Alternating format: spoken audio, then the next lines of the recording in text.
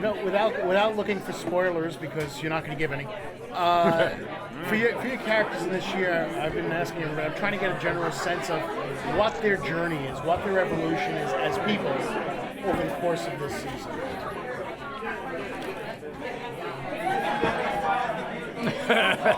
Without spoilers. I'm not asking for spoilers. As people. Or as Kelpians. Or as Kelpians. Yeah, okay. Whatever works. But we'll take them if you have them. Right. My journey is always because as hinted at in season 1, even when we made that planet visit to Pavo, and I came back, and that was the only place I've ever felt euphoria and no fear, and I wanted to stay there because I got drunk with that courage that I had without fear. That's what he's seeking always. So that goes on, and he's growing through that, and he's able to make decisions without making fear decide for him. Overcoming fears is just an overall theme for Saru. And then so in season 2, that does come to a boiling head, and evolution both literal and figurative, I believe. Yeah. I don't know how much more to say. Okay. You go. Yeah. I think Tilly is faced with more problems where she doesn't have backup, she doesn't have mentors that look over her shoulder who usually kind of help her figure stuff out. She kind of deals with a couple situations alone this year. So who is she, and who is she going to be as an officer is determined by the decision she makes when no one's looking over her shoulder or guiding her hand. And I think we're going to see a lot of that this year. And also she's in a command training program, she's on the bridge, she got this guy looking over her shoulder, she's taking a more active role on the ship, and finding out how to relay information in shorter and shorter sentences. Are we ever going to meet Captain Killy? I know she was killed, but... I don't know, but in the video game, you are. There is going to be the real Captain Killy in the video game. And I'm pretty excited about that too. Like, how is she different, Yeah. I know that.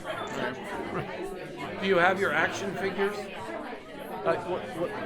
Did you get one? I have a Saru bust that came out from Gentle Giant.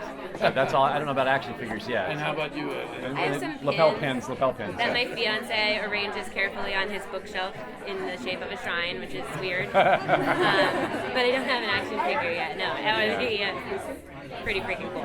Yeah. At the panel, Tilly described as very pure, and I think that is a good word for her. But are we going to get to see her mad, or maybe in love, or angry? Yeah, actually, I was just telling someone this, that I think that that what's interesting for me is she does get angry this year. She's in a situation where somebody did her wrong, and she's pissed, and her being able to live in that anger in a strong way and not kind of deflect or find a curvy way to move around it is going to be an interesting part of her personal evolution. Yeah. I think she is, she does come from a good place, but even saints are tested. What is your idea of a happy ending for your character? What is your idea of a happy ending? What's my idea of a happy ending? For your character. Oh gosh. Well, I don't want to put too much of my own personal happy ending into it, but I don't know. I would like to see Saru find contentment back with his own people again, whatever that means. Whether they join him in space or whether he goes home. I don't know. I like to see him around his own kind, maybe. I want her to be a captain. You want her to be a captain? I want her to be a captain. I want her to be surrounded by people who love her and respect her, even though she's different. She has quirks, And I want her to find a real working relationship with her mother. Yeah. Is this commonplace yet?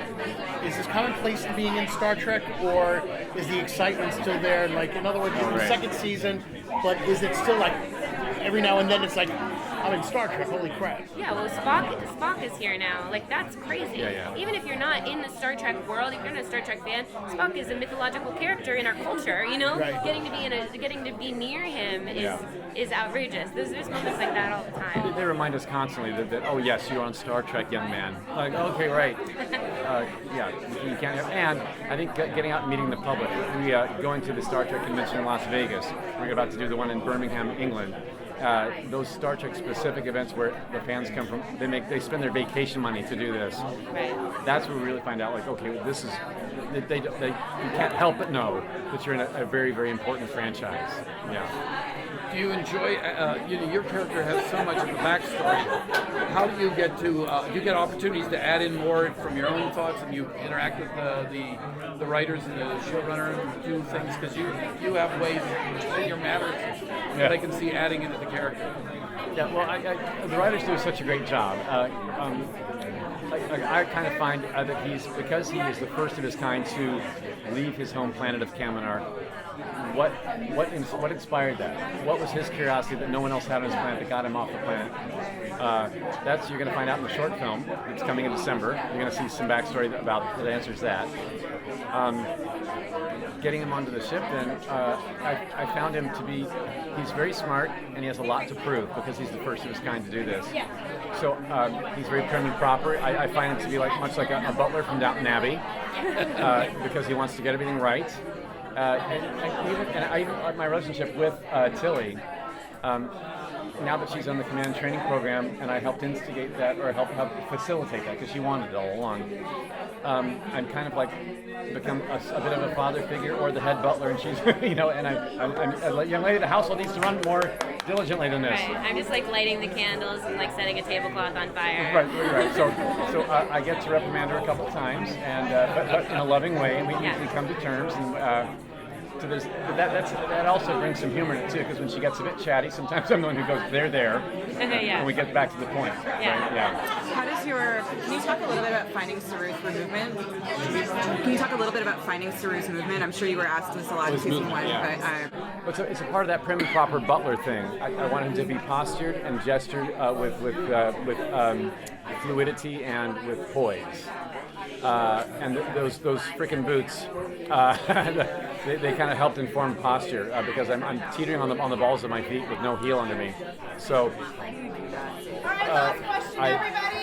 very carefully is all I can say. You're insane. Yeah, so it does throw my hips a bit forward. It does give me a posture that I never had in any other character before.